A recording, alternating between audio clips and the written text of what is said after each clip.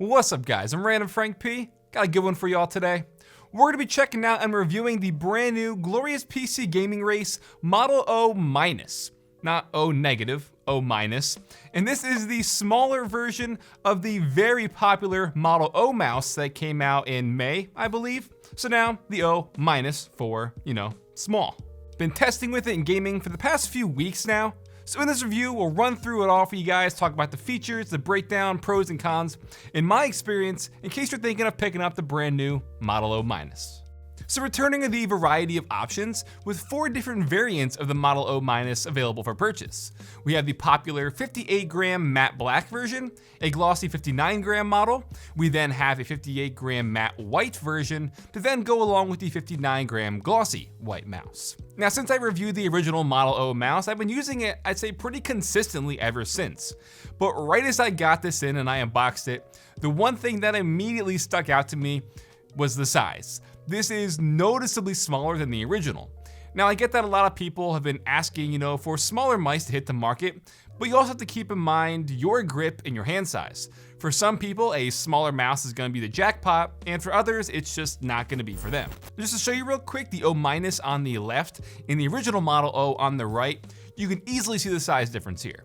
It's thinner, shorter, smaller, skinnier, every sense of the word. But yes, that also does mean we get to shed those additional 9 grams, which is pretty significant. In putting my matte version on the scale, it came in at 59 grams, which, give or take a gram because of the cable here. Now, talking actual specifics, the Model O- is 3 millimeters smaller at the tip at 58 millimeters, 1 millimeter smaller at the waist, also at 58 millimeters, 3 millimeters smaller at the butt for 63 millimeters wide, with the biggest difference coming in the length at 8 millimeters shorter than the original Model O, which was 128 millimeters versus now 120. It's also 1.5 millimeters shorter in height at its highest point of the mouse, and the front sticks up 2 millimeters shorter, which is now sitting at 24 millimeters tall. So just the biggest takeaway here is that it's much lighter and smaller in every single dimension. Now again, just for visual reference, we have the original Model O, and now you superimpose the O-, and you can see it can literally fit inside the older body.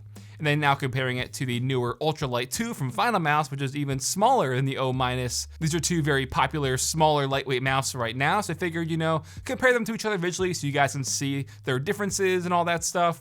And yes, don't worry, my review of the Ultralight 2 is also dropping extremely soon, but also on the smaller side of things. Now before we move on to the physical features and my experiences, we're gonna give you some fancy looks at their honeycomb shell and the finishes. Like I said in my Model O review, I was pleasantly surprised by how much I actually liked a glossy finish on a mouse, which I'd never really tried before. It just really does give you some nice extra grip on the mouse, which with the natural friction of your skin on the glossy material, but it also does mean it's gonna be a fingerprint magnet, so keep that in mind. And while I think the black versions are gonna be the more popular option when it comes to sales, the white mouse looks fantastic. With the integrated RGB lights, it kind of bounces off the shell on the inside and just gives the RGB some nice extra glow. The O- uses the same PixArt PMW 3360 sensor with DPI ranging from 400 to 3200.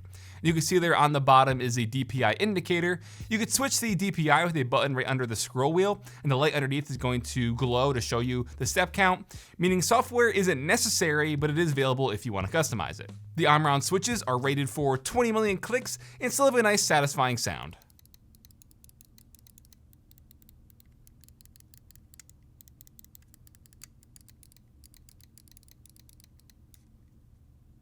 And finally, yes, the same G-skates return again, which feel very nice and smooth when gaming, and it perfectly complements their Ascended cord, they call it, which itself is also very lightweight and flexible, leading to, reduced snagging and friction and stuff when you're gaming so it doesn't get caught up on the edge of your desk or something. So with this being my first, smaller mouse, I guess you could say, with the reduced shell, it's definitely taken me a while to get used to.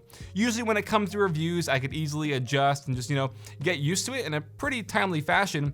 But with this, it took, I'd say, 3 to 4 days before I could say I was comfortable with using it while gaming. And again, it's all gonna depend on your particular grip that you use while gaming and the size of your hand. With a mouse this size, it is gonna be more, favorable towards people who are fingertip grippers, which myself, I am. I don't know. It took me a bit to get used to it. I think because it was just a lot skinnier than I was used to, my ring finger and pinky finger were cramping up a bit from kind of, holding it in a bit more. That could be because of my, I guess strange grip from being used to the G502 for 5+ years now. It's tough to say because if you have a bigger hand, this probably isn't gonna be for you. But if you are younger, have a smaller hand size, this is gonna be favoring you in your playstyle, odds are. Then once I got into the groove of things and I started gaming more consistently with the O-, comparing it to the Model O, the extra 9 to 10 grams that it shed was definitely noticeable. And just to show you guys with my hands, as you can see, I think I have pretty normal to larger sized hands possibly. This is just a lot smaller than I was expecting, and it's honestly just not for me. I think the Model O was like a perfect size for my hand. But if you're a palm grip user, you can just see this is like not gonna work out. It gets swallowed in your hand. But for fingertip grips, if you do have anywhere from a medium to a smaller sized hand, you combine that with a 58 or 59 gram weight, and it's gonna be pretty good. My ring finger and pinky finger were the biggest things that's been getting me to adjust fully. I don't know. It's a great mouse. I just really can't fully say it's the mouse for me because it's just too small for my preference.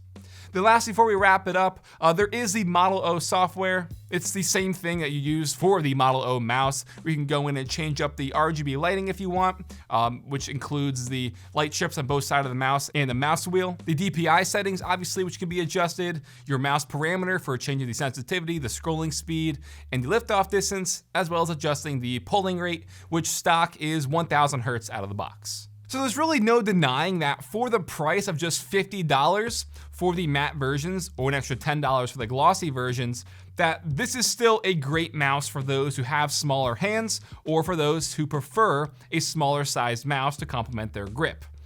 Not my personal cup of tea, but for the price, the quality and performance, it is practically impossible to beat right now on the market. There's nothing like this at this price.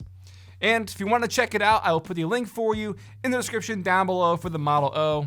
TLDR, great mouse, best for people with smaller hands and fingertip grip, not for everybody. And that'll wrap it up for my review. Hope you enjoyed. If you liked this video, give it a big thumbs up to show your support.